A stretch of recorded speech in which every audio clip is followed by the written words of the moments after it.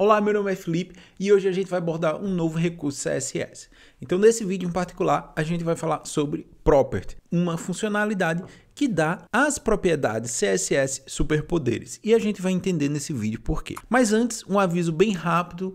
Nesta semana e na próxima semana eu vou estar no Brasil e eu vou palestrar no DevFest Cerrado, em Uberlândia, no dia 26 de novembro. E no sábado seguinte eu vou estar em Fortaleza falando no DevFest Nordeste. Então, se você está em uma dessas regiões aí, né, e quer conferir evento relacionado a desenvolvimento em geral, então fica aqui o aviso dado e agora vamos voltar ao assunto do nosso vídeo.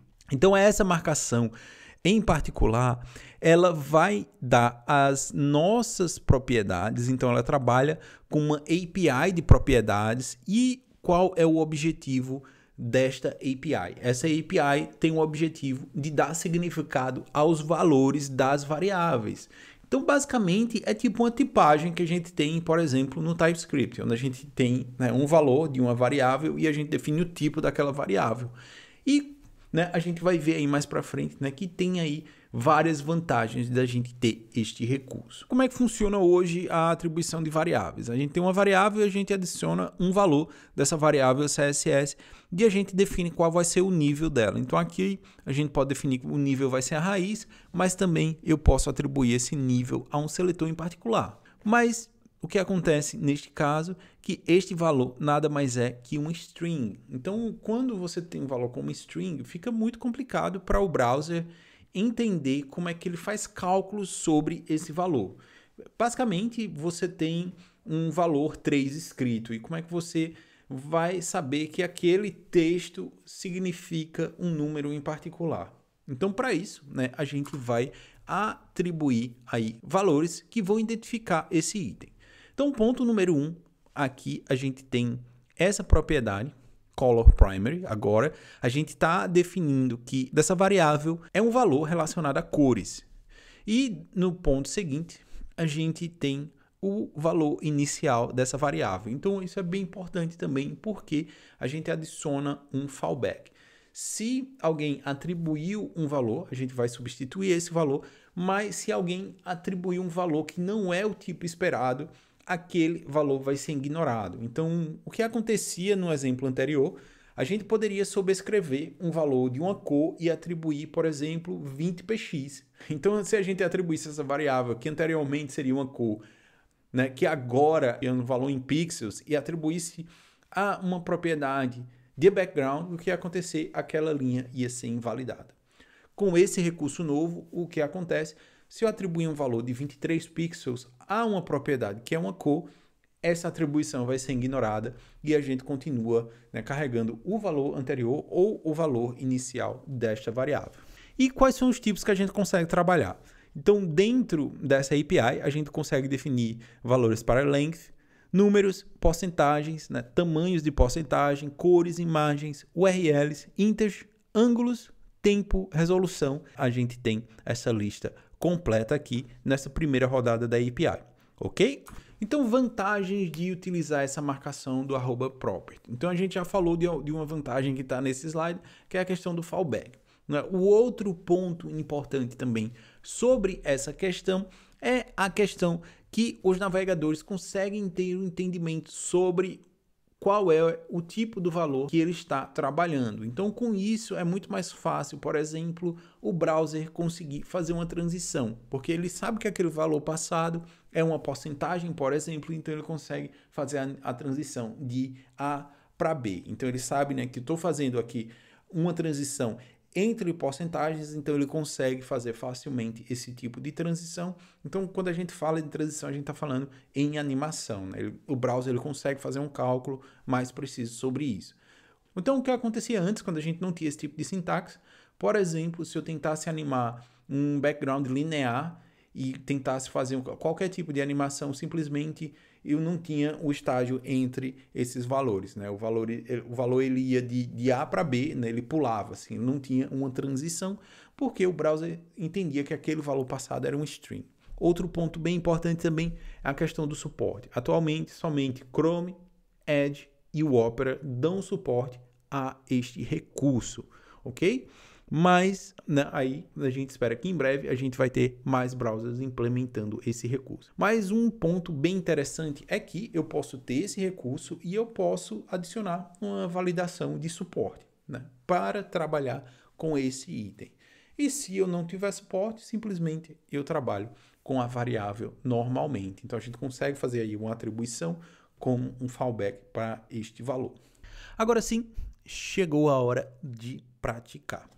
Então aqui nós temos o nosso projeto. Então o nosso projeto, basicamente, já dei um spoiler aqui, é bem simples. Eu passo o mouse sobre o meu elemento e eu consigo fazer uma transição. E essa transição, né, esta animação aqui é um background linear. E como é que isso vai acontecer? Eu criei mais de um valor aqui, então eu tenho um valor text color, que vai ser uma cor. Eu defini o valor inicial. Eu tenho um valor stop e um stop to. Então, basicamente, eu vou ter um stop aqui para a transição desse verde do lado esquerdo e um stop para a transição do lado direito. Do meu root, eu posso fazer aqui a atribuição de fallback, como a gente comentou, né? Então, caso o meu browser não tenha suporte, ele vai ler esses valores aqui normalmente. E dentro do seletor do meu elemento da barra aqui, então aqui são themes. Então, este valor em particular, a gente tem aqui uma transição. E eu até posso especificar que essa transição eu quero fazer no stop, que ele sabe que é uma porcentagem. Também posso fazer uma transição no stop to, que é outro item também, dentro dessa lista de propriedades que eu quero animar. E também eu posso especificar que eu tenho uma animação sobre o text color. Essas três atribuições aqui não são necessárias, simplesmente eu estou mostrando o exemplo, né, que eu posso ter aí tempos diferentes. Então, se eu alterar, por exemplo, o stop to, o lado direito tem uma transição que vai demorar mais. Então, a gente pode até ter diferentes tempos de animação. Então, a gente pode até ter tempos de animações para itens específicos. Então, notem que o lado direito ele demora 1.8 segundos para completar a animação. Então, beleza, aqui simplesmente estou definindo quem eu quero fazer a animação. Segundo ponto aqui, aí sim, é o nosso background linear. Então, o que eu estou fazendo aqui, definindo uma angulação de 45 graus, definindo uma cor, que vai ser a cor que eu quero animar, né, que vai ser a cor verde, e o valor do stop. O stop inicial é de 0%, o segundo stop é de 100%. Então, por isso que essa cor não vai aparecer inicialmente. O mesmo stop está para a cor verde quanto para a cor branca do lado esquerdo. Já ao lado direito, a gente utiliza o stop to, a gente continua usando o theme color e eu tenho o stop to também para o theme color para a gente fazer a animação do lado direito. E agora sim, quando eu entro no estado hover para esse elemento particular, eu vou alterar o valor do stop para 50%, do stop to para 50% e a cor do texto eu atribuo para branco, que é a cor tanto aqui do texto Brasil como Sérvia e do VS aqui.